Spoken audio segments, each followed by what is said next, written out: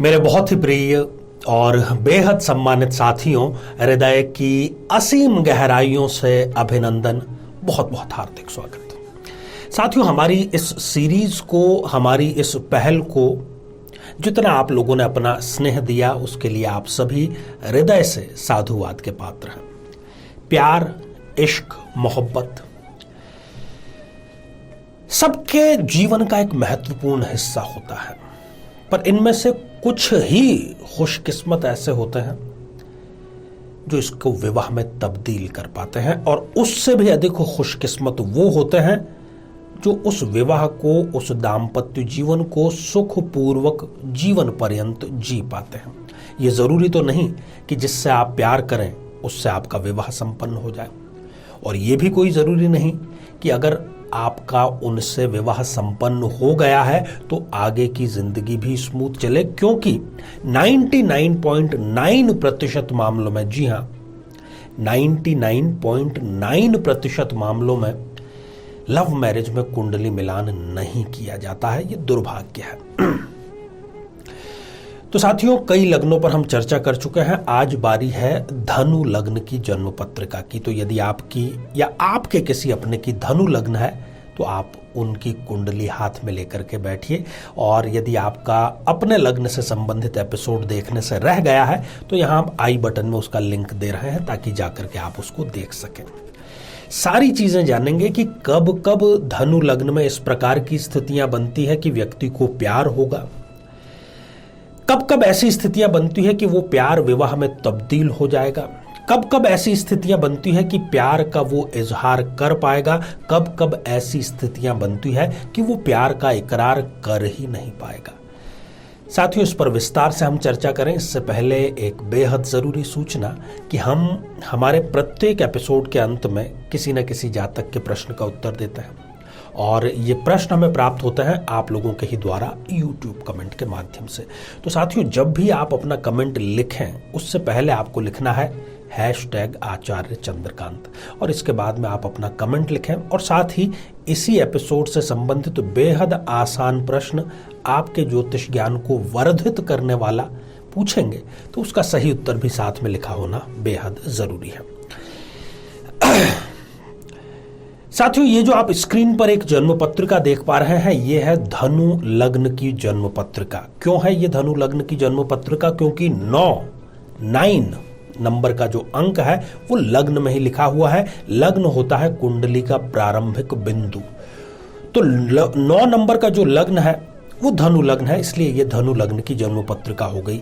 अब यहां पर आज मैं 6 ऐसी स्थितियों पर चर्चा करने जा रहा हूं जिसके होने से प्यार परवान चढ़ेगा, आगे जाकर के दाम्पत्य जीवन सुखद रहेगा, बशर्ते कुंडली मिलान करें। क्योंकि कुछ उपाय हम कर सकते हैं। यदि हम प्रेम विवाह से पहले ही सचेत रूप से कुंडली मिलान करते हैं तो हमारे पास इस बात की बहुत बड़ी गुंजाइश रहती है कि कहीं पर कोई कमी बेशी हो तो उसको हम ठीक करें, बाद में पछताने से तो ये बेहतर है।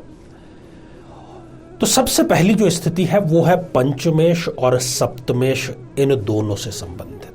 इस जन्म पत्रिका में पंचमेश है मंगल देव, साहस के देवता है, पराक्रम के देवता है, खून में उबाल क्रोध के देवता है पंचमेश मंगल। तो पंचमेश मंगल और सप्तमेश बुध, यदि इन दोनों की युति हो जाए, क्योंकि बुध वैसे भी वो ही व्यवहार करता है जो उसके साथ में दृष्टि करता है या उसके साथ में युति करता है उसके अनुसार। तो पंचमेश मंगल और सप्तमेश बुध की यदि युति है जन्म पत्रिका में, इस जन्म पत्रिका में, या फिर ये एक दूसरे से स्थान परिवर्तन करके बैठे हैं, पंचमेश मंगल जो है वो सप्तम भाव में जाकर के बैठ जाए और सप्तमेश बुध जाकर के पंचम भाव में यदि बैठ जाए तो ये स्थान परिवर्तन हो गया, या किसी प्रकार से पूर्ण दृष्टि संबंध है। इन तीनों में से कोई भी स्थिति यदि है तो इनकी दशा अंतरदशा में व्यक्ति प्यार में पड़ेगा, उसका इकरार भी करेगा, और थोड़ी सी यदि वो समझदारी दिखा दे तो वो आगे सुखद दाम्पत्य जीवन प्रेम विवाह के अंतर्गत बिता सकता है। परंतु यदि इन तीनों में से कोई स्थिति नहीं है, कोई युति नहीं है दोनों की, कोई दृष्टि संबंध नहीं है, और किसी भी प्रकार का स्थान एक्सचेंज यदि नहीं हो रहा है तो दुर्भाग्यपूर्ण स्थिति है। अपना मन महसूस कर ऐसा व्यक्ति बैठ जाता है, धनु लग्न का प्यार का वो इजहार कर ही नहीं पाता।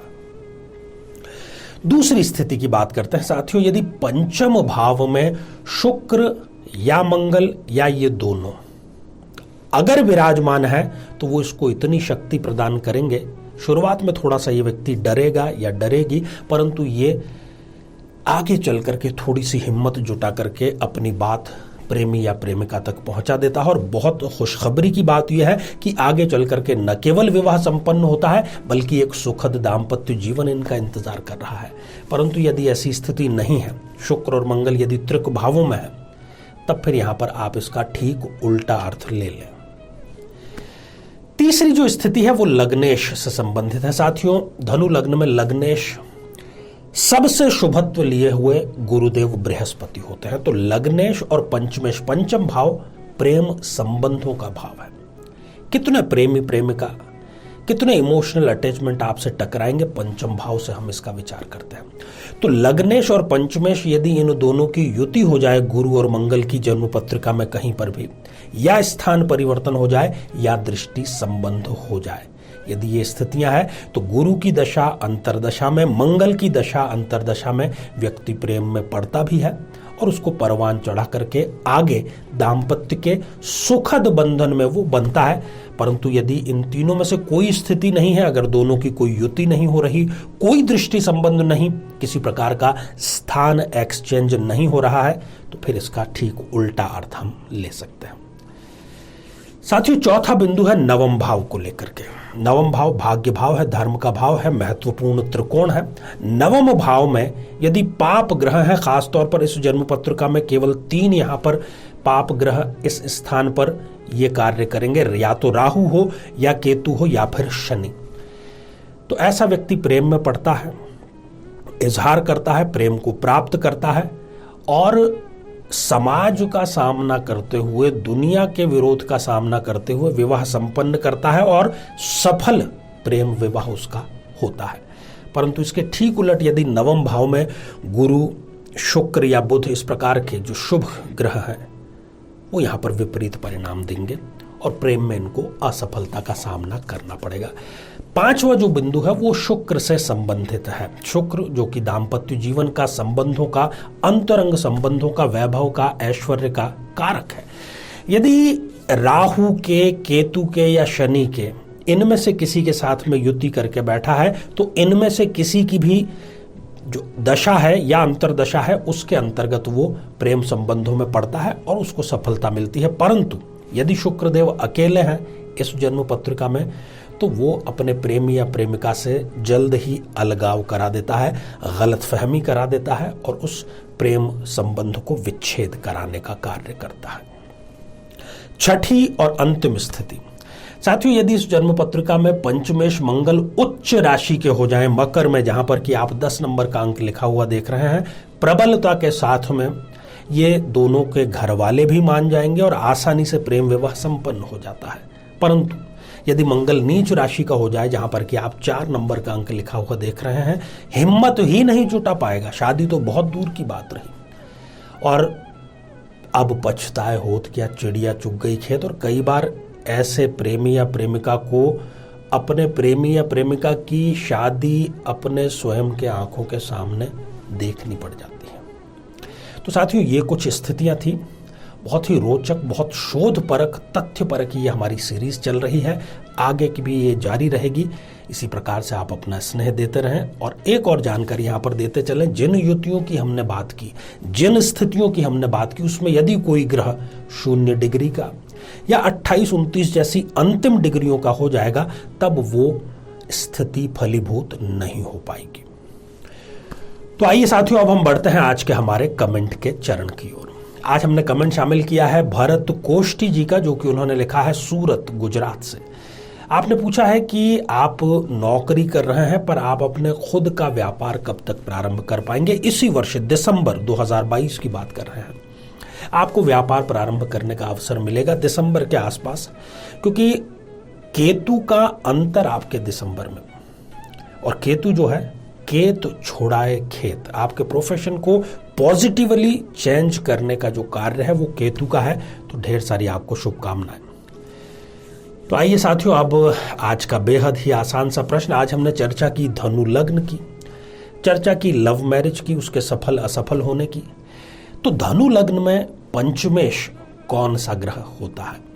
साथियों, आप सभी स्वस्थ, समृद्ध और शांतिपूर्वक जीवन व्यतीत करें। नमस्कार।